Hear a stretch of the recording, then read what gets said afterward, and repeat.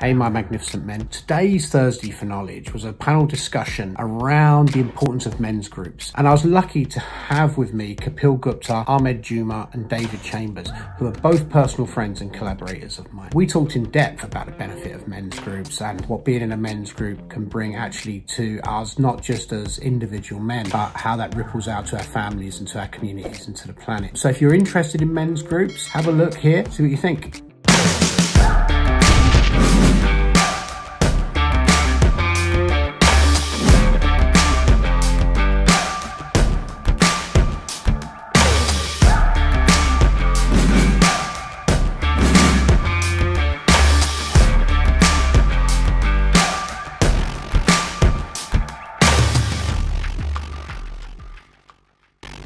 A good man draws a circle around himself and cares for those within, his woman, his children. Other men draw a larger circle and bring within them their brothers and sisters. But some men have a great destiny. They must draw around themselves a circle that includes many, many more. Your father was one of these men. You must decide for yourself whether you are one as well. Anonymous. It's good to be in the Magnificent Man Project group. It's good to have these magnificent men here, and it's good to be talking to you, magnificent men that are watching this. We've come together, I've come here with Kapil, Ahmed and David, and we're going to be talking about the importance of men's groups. Okay, so we'll start with the introductions. I'll introduce myself first, and then I'll ask the other men present to introduce themselves. Most of you will know me if you're in this group. I'm Lawrence Johns. I'm the Training and Outreach Director of the Mankind Project UK and Ireland, and we are currently really focusing on men's groups through our Connection Group program, which are free online men's groups that we run 4 times a week, and I'll put some information in the comments about this afterwards. And I'm also the co-founder of the Magnificent Man Project, which you're in here, which is a free online community for men to be able to support each other, connect with each other and share ideas and resources. So you're all very welcome, and you're all very welcome to contribute in any way you want to this group. Okay, that's about me. Let's go to Kapil. Hey, Lawrence and guys. Thank you, and everyone who's watching. I'm Kapil, and I have a company called Nibbana. It's called Nibbana.life. I'm essentially a transformational coach. I work with men, women, and in terms of relationships or in terms of people who are in corporate career, running after success and got to a point where they realize that they're not happy anymore. So I work with them because that has been my journey. I'm really interested in men's work because, you know, I have gone through a major transformational journey myself. And there's a couple of ways I do work with men. One is with Ahmed and David, we formed manuptalks.com, which was a panel discussion where we were organizing events before the lockdown last year, and hopefully start again. And it's a place for men to come and just really be part of a conversation around what masculinity is, what is masculine and feminine relationship, and just really any topic that is specific to men. And also I have a free online community on Facebook, which is called Integrated Man, which is, again, a community just for men to connect. And I often You're at 130 Inglefield Road, London. Whoops. My watch has its own mind. Anyway, I think it's a sign that I should leave it there. We'll talk more after. Welcome. Thank you for coming, Kapil. David, let's hear from you. Yeah. So as Kapil said, I'm part of Man Up, the 3 of us, me, Ahmed and Kapil. And I also host Authentic Dating Series, which is a podcast for men to help them and guide them to more connection in their dating, relationship and love life, as well as help them just live more enjoyable lives in general. Been running that for about 2 years now. And I'm also a men's coach. I work with men a lot around dating and intimacy and connection more than anything, connection to themselves and connection to the women that they meet. It seems to be really important to men at the moment, is building those sorts of connections in the absence of general connection in their lives. Thank you, David. Ahmed. Thanks, Lawrence. Thanks for having me here today.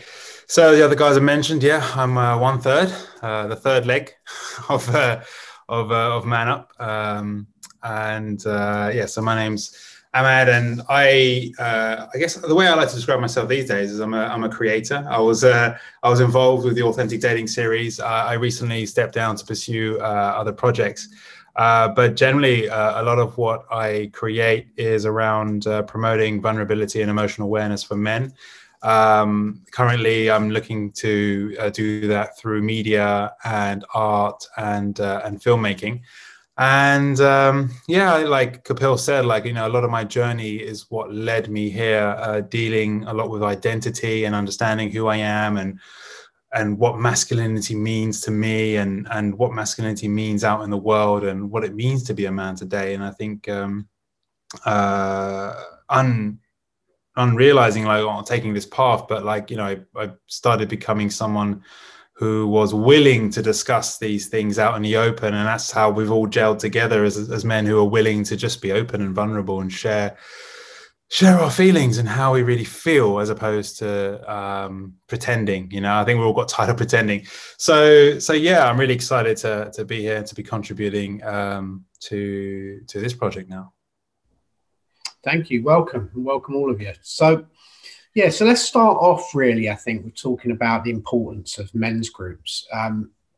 So personally, I've been involved in men's groups ever since 2002. And I've been in a group continuously since that time. Obviously, not the same group. One of them did last 11 years, and it was largely the same group of men. And so I struggle a little bit, actually, to try and remember a time before I was kind of in men's groups. But to me, I kind of think that the importance of a men's group is that I regularly get a check-in, a regular place to check in with how I'm doing, and a regular place to check in with other men, and that's really important for me because it reminds me that I'm not alone in the world, and that a lot of what I'm going through is not unique to me. And there's normally men on various different stages of journeys and going through different things, and so it's also like a sort of hive mind, really, of kind of support for me.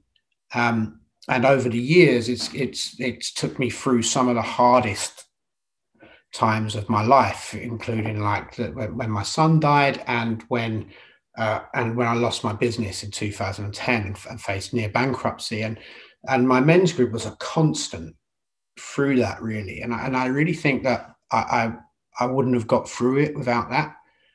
I don't think I'd have made it through. Certainly not in the same shape that I am now.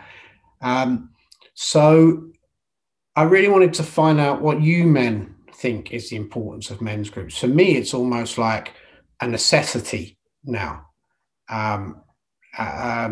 because it's where I get my connection. It's almost like my practice in a way. So I'm interested to hear where you are. So maybe we'll go around in the same order that we came in, and then we can open it up a little bit broader for discussion. Yeah,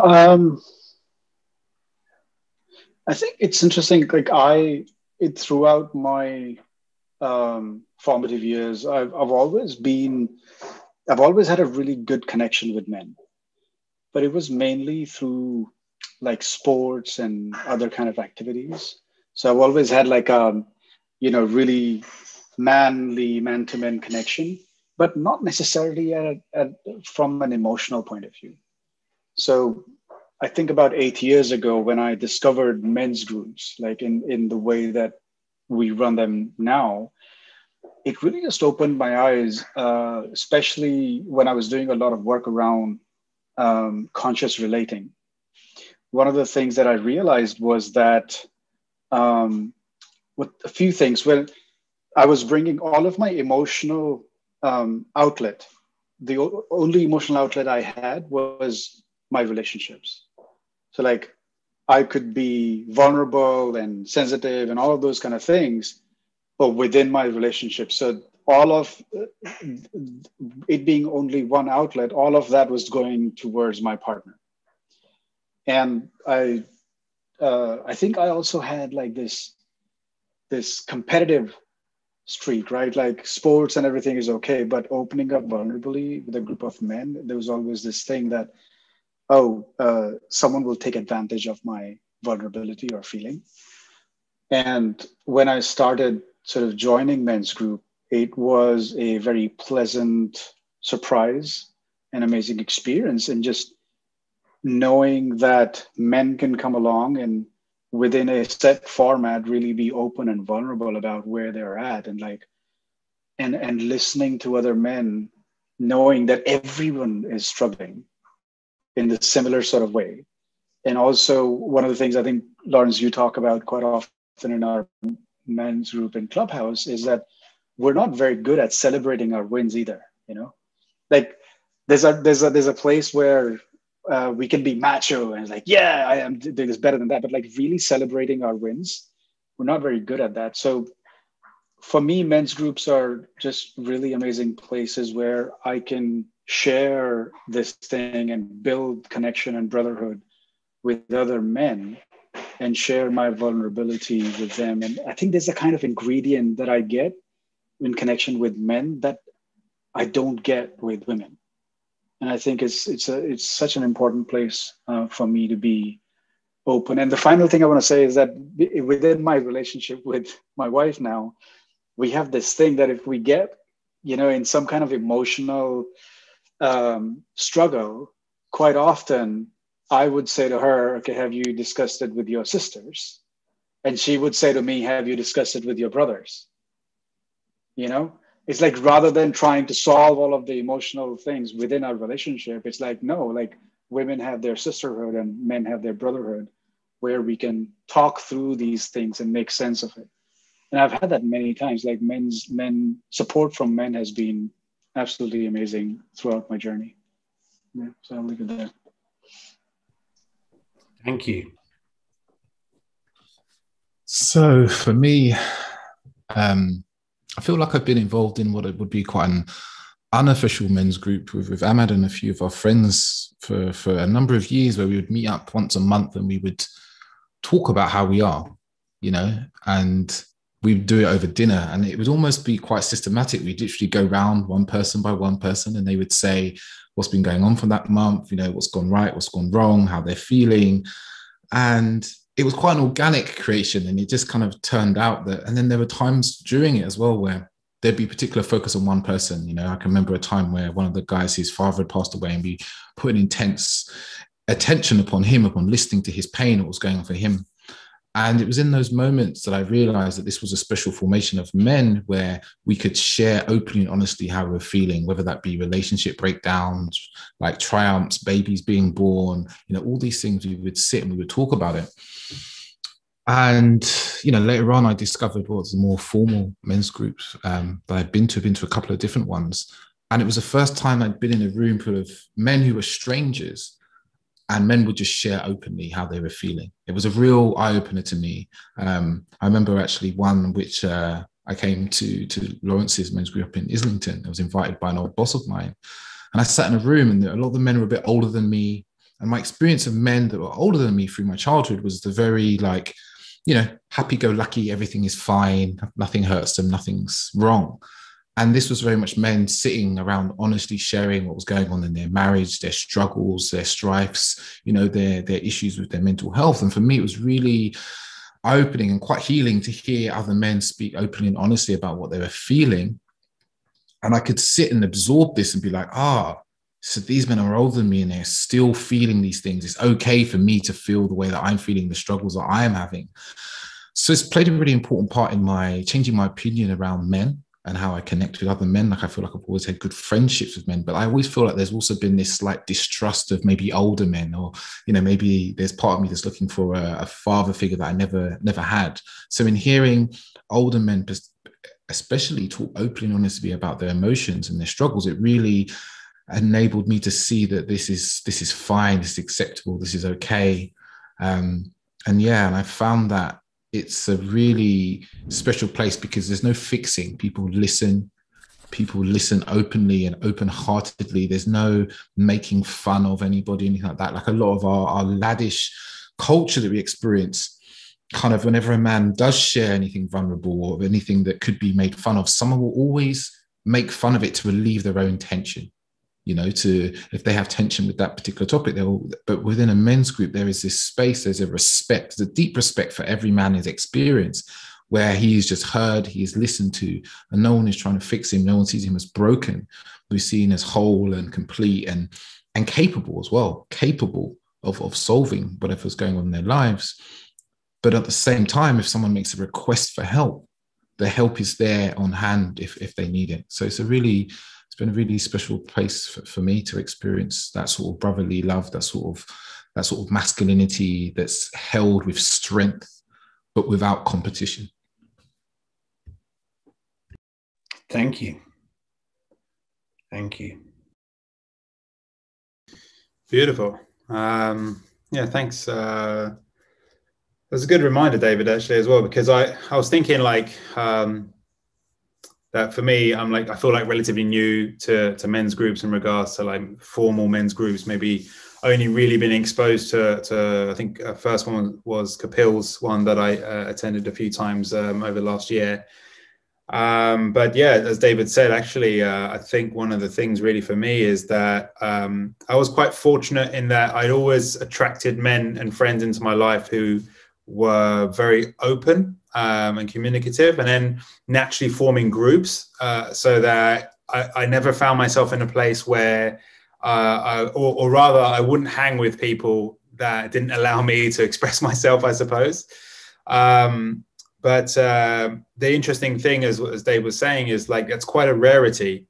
And the older I got, and especially through a lot of the work that I did with Authentic Dating Series, talking to men about dating and emotions and emotional awareness, you start to learn that, and you just become aware of how many men don't have access to men in their lives who are willing to listen to them, or they say, oh, that's not a problem, or just suck it up and you'll be fine, or you don't need to worry about that, or whatever, just some fix, some fix to it, as opposed to listen and compassionately understand or relay experiences and relate and understand.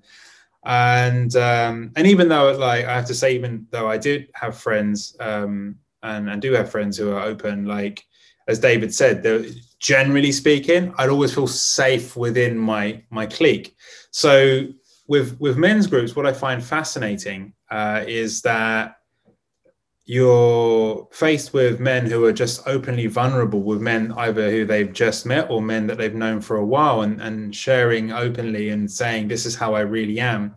And I think one of the huge benefits that I see with that is how it then impacts the general view of other men as I go out into the world. Just being involved and speaking openly and just saying, hey, this is how I am, and realizing that firstly, that no one is specifically judging me, and secondly, that everyone's got their shit. Everyone's just shared something. In fact, sometimes a lot worse than mine. So it's like what, and egoically in my mind, it's always like, oh, I can't say this. But then over time, it kind of eases away with repeated visits and seeing and understanding, and you just start to relax. And I'm reminded of, so a friend of mine attended one of the ones we did in Clubhouse, and he said something which was like, oh, that's all great that you guys can speak openly and vulnerable in this group, but I can't take this to my workplace. I wouldn't be able to do that there.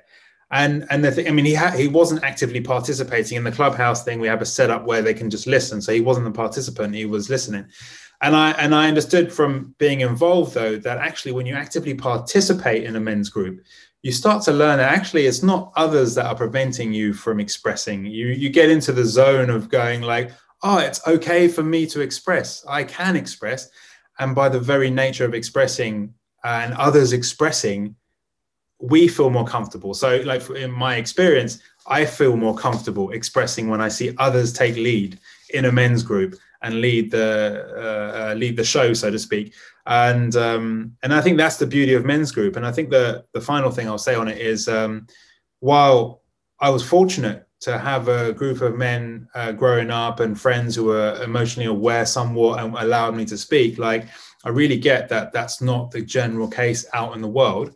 And this is where men's group is freaking amazing, because it's a structure that's there and established that allows any man to come along and experience it, whether passively or actively, and start to experience the benefits of being emotionally free and expressive and just sharing how we really feel. So I think that for me is the importance of men's group. It's like, I could go out and preach the importance of being emotionally aware, but unless you have a group of people around you supporting you in doing that, which is what men's groups are about, like, it's a lot tougher if you're on your own and you're faced with a lot of opposition. Whereas in a men's group, you step into that circle and you feel safe. You know, that it's designed to be safe. It's designed to be non-judgmental and allow you to just be. So I think that's the beauty. Yeah, it's an interesting, that idea of kind of like a men's group as a sort of gym, really, where you can kind of test out being more vulnerable, being more open and being more authentic. I mean, I definitely like, I'll come across men quite a lot who say like, yeah, exactly that same thing. Like, it's okay to come here and for me to share because I feel safe, but I can't do that outside, or I wish I could do that outside. And I've often thought to myself, actually, like, I do. Like, I don't think there's much that I would share in a group that I wouldn't share anywhere now, really, about me. I'm quite open about anything that's kind of going on, or how I'm feeling emotionally, or, you know, obviously some of the things maybe that are in my past I wouldn't just share, but in terms of how I'm feeling, in terms of the person I am and how I'm thinking, and how, you know, I will share that. And I hadn't really thought of that until you mentioned it, Ahmed, about how much of that is probably because I've practiced it so much that I just feel safe in there. Like, the feedback I've got is I'm safe when I'm authentic. The other thing I think that came up when I was listening to us all talk about what we thought was important was a couple of themes that seemed to come up, was authenticity. And also, which I find really interesting, this idea of like, we like them because they're not places where people try and fix. And that's quite a sort of, you know, the kind of the masculine, the typically masculine thing to try and do is to try and fix. You know, something's wrong, how do I fix it? And I think what we're saying and sharing is that what a relief it is actually to not have someone try and fix it, and just to go, that is how it is. And for me to get a space to kind of talk it through without that fear of someone coming in and stepping in and going, well, this is what you need to do. Because half the times I know, but I just need for other people to hear it. So I wondered how you men kind of think about that. Yeah, it's you know, in my men's group, I start with that rule. The first rule is that we're not going to fix anyone, and if someone tries to fix, we're going to stop. And it's such a I like to call it masculine conditioning, you know. But as men, we're kind of like, we define our identity or our sense of self-worth by fixing problems or finding solutions to the problems. And it's a big thing, right? In between, especially in relationships, when we talk about between men and women, it's like, you know, women want to be sort of, they express their emotions, and I'm generalizing here, but they express their emotions, but they just want the emotions to be felt and heard and not fixed. There's this video, I'm not sure if you've seen it, with a woman with a nail in her forehead, and she's like, oh, I've got a headache. And the man's like, I know why there's a headache. There's a nail in your forehead. But she's like, you're not listening to me. So it's a classic example of like men wanting to get to the source of the problem and fix it and make it feel better for other people. While women are like, I just want to be heard and be able to express my feeling. And I think that's kind of like the thing. We're changing that in our men's group to like, no, sit in the discomfort of someone's discomfort.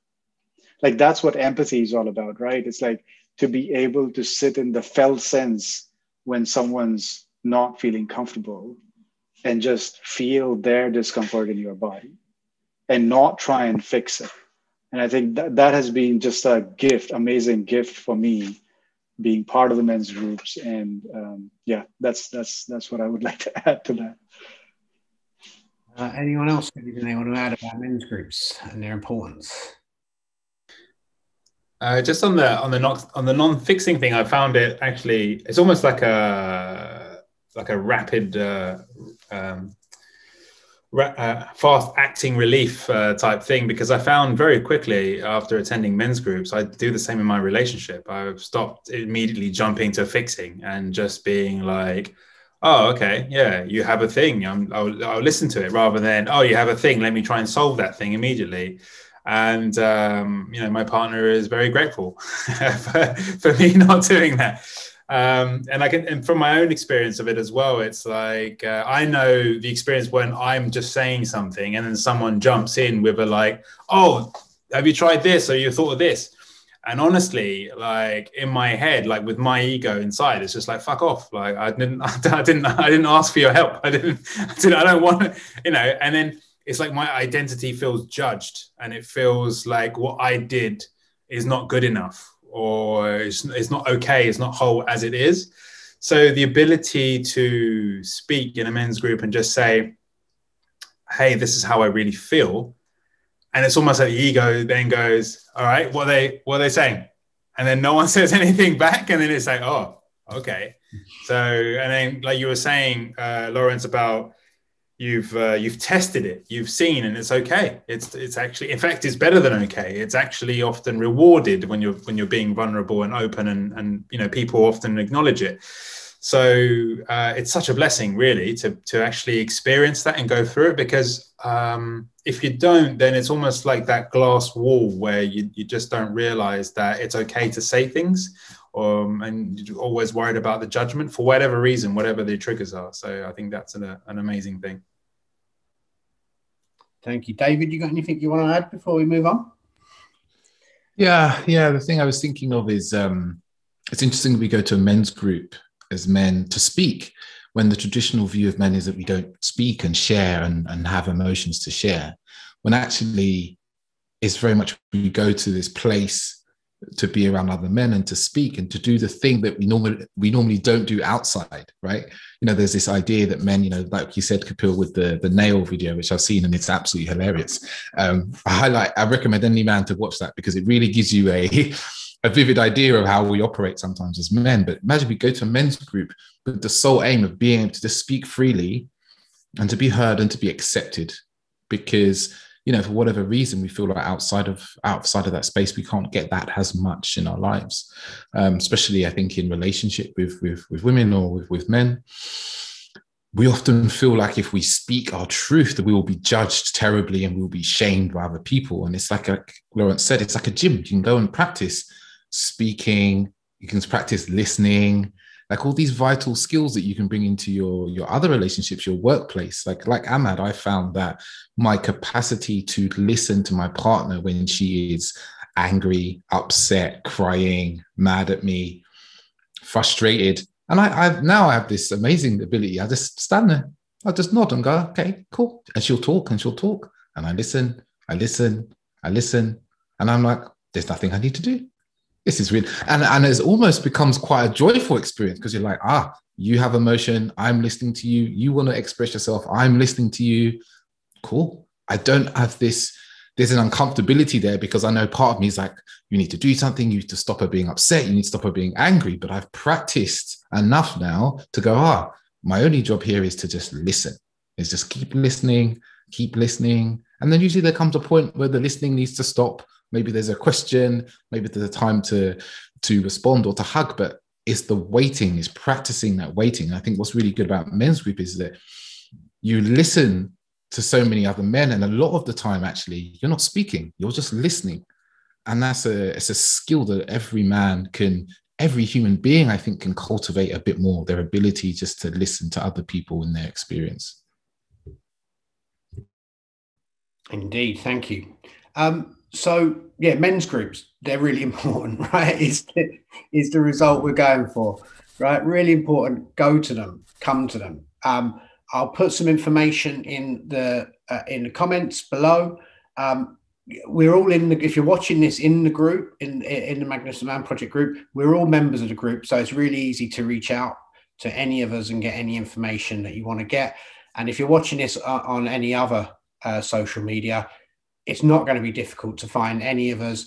If you want to find, if you can't and you want to find any of them or me, I'm Lawrence H. Johns across all social media, and I'll happily point you, if you DM me, I'll point you in the direction of anyone that you're trying to get in contact with.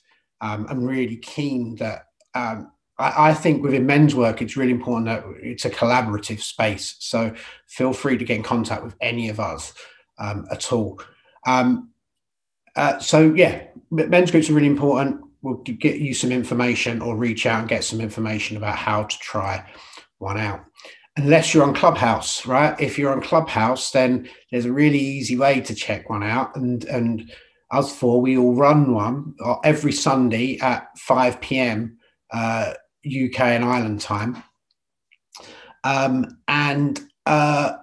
Yeah, let's start talking about that, because it's quite a different thing, I think, we're doing with men's groups there. And yeah, well, let's get into that. So let's get straight into that. So Kapil, you kind of, you seem to be kind of like that, have dropped into the role of the kind of host of that event, as the kind of the presenter of it. So maybe you could give us a little bit of a talk about it as a way into this discussion. Yeah, absolutely. I think if people are on Clubhouse, I just want to share an experience I had. Was it yesterday or the day before? I was in another room, and it was a room about personal development. People were sharing vulnerably about the truth around relationships, etc. And I had this experience where I just wanted to share in a raw and very vulnerable way what was happening in my relationship in the moment. And such a beautiful thing that we often talk about men and women, but in that room, it was mostly women. And when I shared, women tried to fix me. Like, you know, it's like, oh, it's okay, just hang in there. And that made me feel, it's like, oh, wow, like I didn't want to hear from anyone. I was just expressing where I was at. And it wasn't a call for, oh, give me some solutions. And I love our men's group for that reason, because like in there, the whole idea is I would have said it, I would have shared it, and people would just like listen to me and take whatever relates to them or not, without trying to like just say, you know, oh, have you tried this? Try that trick, that kind of stuff, you know. Anyway, I digress. So Clubhouse, the reason I kind of like, we started talking about men's group there, and we started running a men's group. The unique thing with Clubhouse is that it's an audio only platform, and there are audience members, right? Traditionally speaking, men's groups are run behind closed doors or in privacy, so that there's like an environment where people can feel safe to express what they want to express and be vulnerable without thinking that whatever they are sharing will get out of the room or might be used against them, right? That's one of the big things I think men quite often have, is that I need a safe space to be able to share things. With Clubhouse, I am a big fan of bringing this vulnerability out into the mainstream and in the open. Like, for me, one of the things I often question is that why is it necessary for us to be vulnerable only behind closed doors? And what would it look like if men's group was just a mainstream thing? Like, it's a common thing that men meet, talk to each other vulnerably, openly, authentically, and it's happening everywhere, not just like behind in closed rooms. So that was kind of like my inspiration, and what I think is quite a unique thing with Clubhouse, in that even though we are creating a group where people are on stage in Clubhouse for 90 minutes, but I think people who've never been part of men's group or who've been curious about men's group, they can be in the audience. And as we've seen over the last few weeks, that people stay for the duration and just listen in and then come on stage later on and tell us, how amazing that experience has been, how healing that experience has been, that a group of men can actually come together and talk so vulnerably and openly. So that is what I love about Clubhouse and what we are trying to do there is I think the first step in making it be available in mainstream and be open so that anyone can run men's group within their family, with their friend circle, etc., etc. Yeah, I think one of the things that I think is really interesting about it too, which I'm not sure if you mentioned there, is that like we're having it. For me, I think it's probably one of the first men's groups where actually women can come and and listen. So they're not taking part in it. It's not a co-gender group in terms of participation. You have to be, you have to identify as a man, he, him, to kind of partake in the sharing. But anyone can come and listen. And I was those first few times I was blown away really by the response of the women in the audience saying, "Wow, what a great thing that this is." Thank you for doing this. What a great thing it is. I didn't realize that men could come together this way. And I'm really happy that men have found a place where we can come together. So that's sort of one of the parts. I think there's quite a sort of radical, it's radical in a couple of ways. One of it can be, you can observe, and two, any sex can observe. And that's a really interesting step forward, I think, in what you were saying about vulnerability everywhere becoming more possible, and an extension of, Ahmed, what you were saying around that sort of gym idea of maybe this is the next way that you can practice a new kind of muscle of, I'm not going to get feedback on it, but anyone can listen. Anyone to respond to that, or anything else? Yeah, the point about women listening.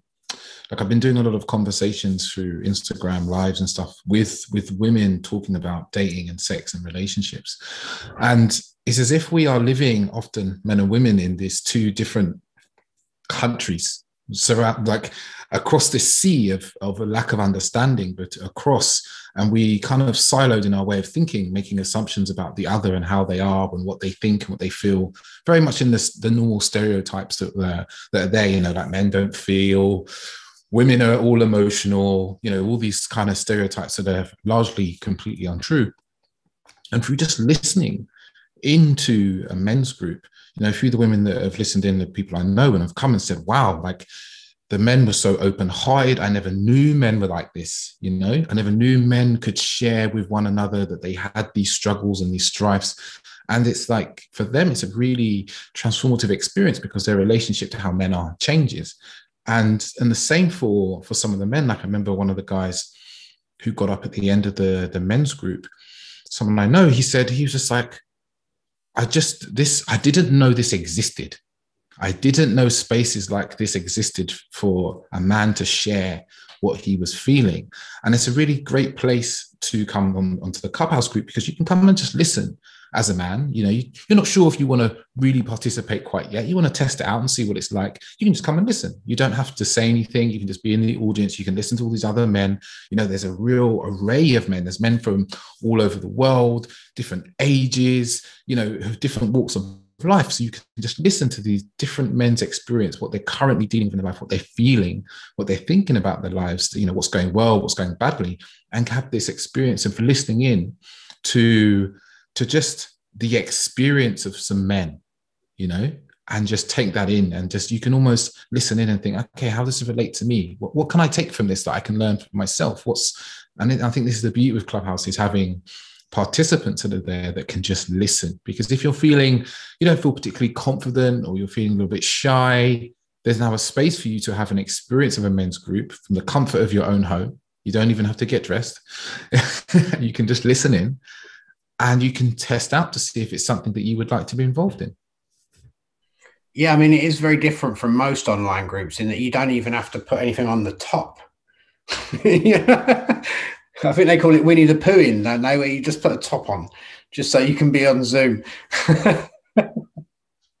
Okay, so Kapil, I think you generously offered that you would monitor the comments to see if there was anything any questions. There's one question from Eric, and his question is: men's group is a fundamental part of our individual and collective well-being. With the current crisis, what are your suggestions to provide men any alternatives to this lack of social interaction and ability to safely express their emotions in their digital habitat? Okay, good question. I mean, I think we'll all have an answer for that, because I'm sure we're all doing stuff online. I mean, I know from the work that I'm doing within the Mankind Project, we kind of started doing these things called connection groups, which are online men's groups. They're 90 minutes long, and we run them 4 times a week. They're available to sign up for on the Mankind Project UKNI.org website. They're completely free. And yeah, we run them on a Tuesday night, a Thursday night, a Friday afternoon, and a Saturday morning. And I'd done an interview with Bill Kauf, who, if you don't know Bill Kauf is, he was one of the founders of the Mankind Project, but also a key person in the development of men's groups. And he wrote the first manual on running men's groups called The Circle of Men. And I asked him that question about online groups, and he said, you know what, like, are they as good as meeting up physically with a group of men? No, but it's 1,000,000 times better than nothing. But actually, kind of moving on from that, I think that there's certain pluses and minuses to it. I think that the availability, and not that having to go for a first time and knock on some, youth centre door in the, at night time, or go down find some community centre somewhere and go in, makes it much more accessible to men. So in answer to your question, Eric, my answer to it is there are groups that are meeting online, and they're certainly worthwhile getting involved in. I'm finding them very, very worthwhile, and I'll happily send you some information on the ones that we're doing. I don't want to turn that into an advert for what I'm doing. So if anyone else wants to respond to that question, please do. I think we'll all have a little bit of time at the end to say what we're up to, but anyone feel free to kind of chime in. Yeah. Yeah, not about my own personal thing, but I think there are forums, online forums like what you've just created, Lawrence, the Magnificent Man Project. There are other online men's groups, not like the hourly men's groups, but like forums on Facebook, Facebook groups which are only for men, where you can sort of connect with other men. I run a group like that. I'm part of other men's groups like that, where you can like share what's happening for you and connect with men, which is in addition to sort of joining online men's groups.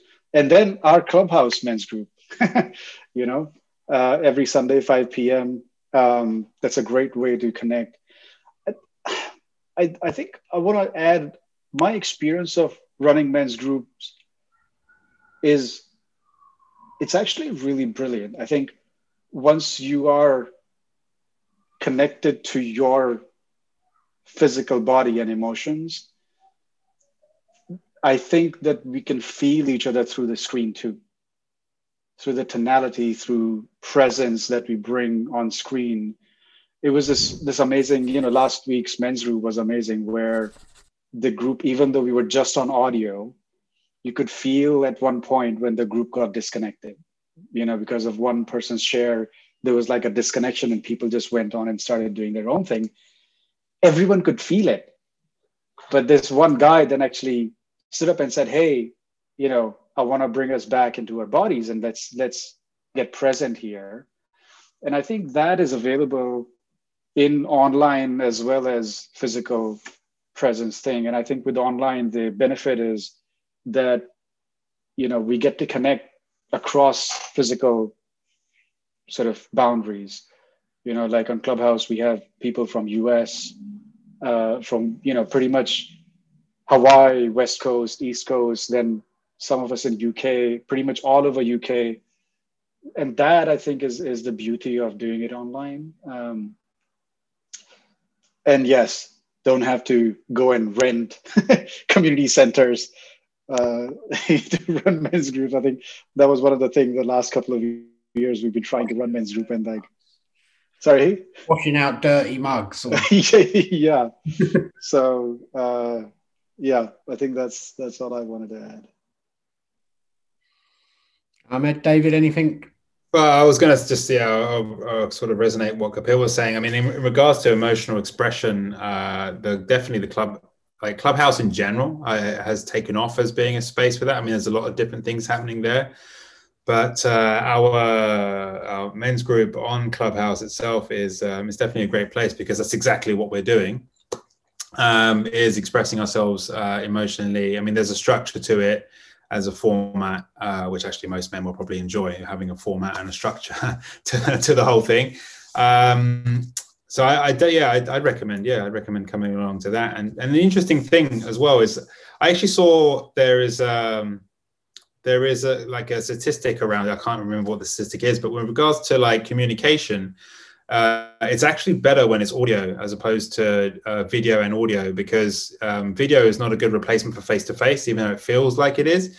But because of the lag and the this and the that and the distortion of the screen, audio actually, and is like making phone calls, or what Clubhouse has become, is actually the second best thing to face-to-face communication. You really start to listen more and taking in more, so you do take more information in.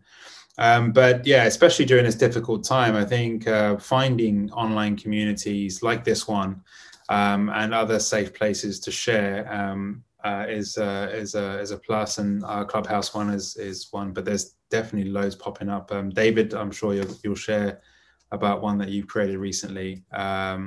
So yeah, it's about finding those ones where you can resonate and you feel safe to speak and speak freely, because not everything on Clubhouse is the same. What we're doing, I've heard there's other men's groups, I haven't checked them out, so I can't speak about them, but other rooms, there's all sorts of stuff, and there's a lot of marketing going on, and that's not what we're currently doing. I'm claiming we were first, though. I'm claiming. I don't even care. I don't even care if it's accurate. Yeah. Many upset people say it's not accurate. Yeah, I claimed it on Clubhouse.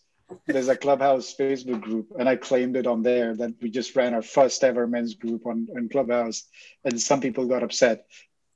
But I think they don't know what a men's group really is.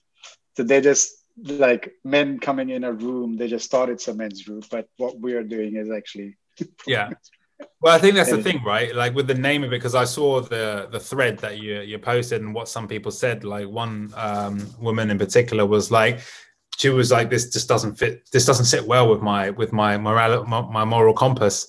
And I was like, what? So I think there's a lot of misunderstanding around what what we're doing as a men's group and what men's group are, as opposed to just a group of men getting together and not letting women in, I think is what they thought it was. David. I can echo everything the other men have said, because as a man who can accidentally disconnect himself from other men especially in this time, in this last year, you know, pretty much a year we've been at home, working from home and all that. It's very easy to disconnect yourself. And because now our gateway to other human beings is mostly, not completely, but mostly through our computers and our phones, we have choice over whether we interact. So the message I keep putting forward to men is to get involved, to make an effort and get involved, because we are historically stereotyped as being lazy. Let's fight against that stereotype, first of all. But also, your inclination might be to not get involved and maybe just be a voyeur, but actually get involved in communities.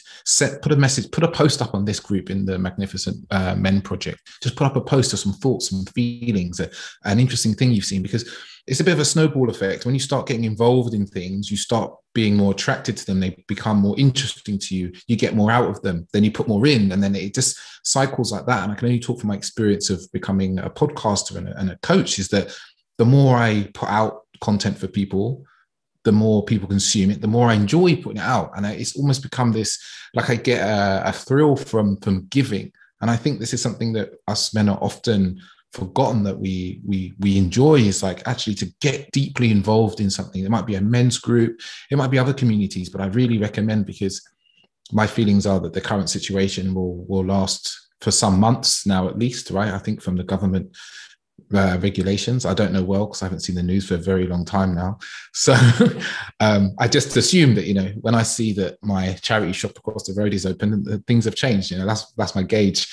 But things are not going to change very much. So you need to make an effort to get involved, because it's easy to stay isolated. So whether it's a men's group you get involved in, maybe it's some events that you find on Eventbrite. There's so many events of interesting things happening.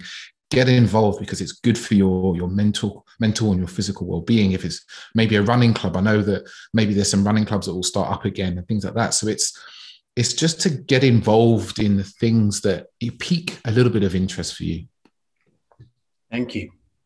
Yeah, the running club's interesting. There's that talk and walk or something. They're growing. They're growing really, really fast. It's an interesting thing. I know Tim Clements is involved, who comes onto the men's group on Clubhouse, is very involved in that. Kapil, have we got any other comments? No? Okay, no. I think let's round it up then. We're approaching an hour, so we've done well. So let's round it up. Let's finish with, we'll finish with a little thing about what each one of us has got going on and ways that people can stay involved and get connected with what we have going on. So we'll start with you, Kapil. I have a Facebook group called Integrated Man for Men, which is similar idea. You know, I focus mainly on the relationship aspect quite a lot, man-women dynamics, masculine-feminine dynamics. That's kind of like why my journey brought me into the personal growth work. Or if people want to know or about me more, nibbana.life is my website. And people can contact me through that. I'm also on social media, most social media places. I think one of the things I would say is that we want to restart the Man Up Talks panel discussions again once physical places open up. So if you want to get involved with that, then manuptalks.com is the place to check it out. Maybe I'll get an invite this time. Yeah. Okay, thank you. Ahmed. Thanks, Lawrence. For me right now, I think the main place to catch me is on Instagram. There's a new project I'm working on, which is @being.shook. So it's being.shook. And a lot of my focus nowadays is really around, helping people to understand what, prevents us from enjoying life and getting out there and really expressing who we are and being self-expressed. And because so much of that was my journey. I find that whole area fascinating. I'm literally studying my own fears and realizing my own dreams through this process. So yeah, you can catch me there. It's a similar handle on Facebook. So it's like facebook.com/being.shook, and you'll find the same page there. And I'll be promoting more art and media through that as it grows. And also, as Kapil mentioned, manuptalks.com, we'll be posting more and more videos for that and growing that as well. That was really cool. So yeah, those are the main two places you can find me. Thank you. Yeah. Yes, you can find me mostly posting on Instagram about from Authentic Dating series. I'm quite prolific these days, like daily posting things. I also run, as part of that, I run something I call a community call, where I bring men and women together to just share and connect. This is my way of creating groups. It's a free group. I do it once a month. The next one will probably be in the next week and a half. I usually do it in the middle Saturday or Sunday of the month, and an email go out about that.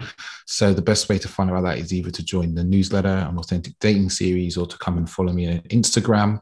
And obviously I've got a podcast as well with plenty of episodes if you hear more of my voice as well. And if you really want to connect with me more deeply about your dating life and how you connect with women and sexually and improving your life in general, you can come to me for some coaching. But the best place to find me is always at Authentic Dating Series website or Instagram. Great. I'm Lawrence Johns. If you want to contact me, you'll have my messages from in here. You can message me directly. I'm across all social media as Lawrence H. Johns. What I'm currently up to at the moment is really pushing the Mankind Project UK and Ireland connection groups. As I said, they're free and online and open to all men. So if you want to try one of those out, then go to the mankindprojectuki.org and you can sign up free for those. And also, I'm one of the admins of this group, Magnificent Man Project. If you're watching it outside of this group, then join the group and you'll get more information like this. It's really a platform where I want men to come together and share resources. So please do get involved. So, I think that leaves us just to say thank you to anyone who watched. Thank you, Camille, Ahmed, and David for coming. It was a real pleasure. I'm going to stop the feed now. I'll see you all later. Take care. Bye.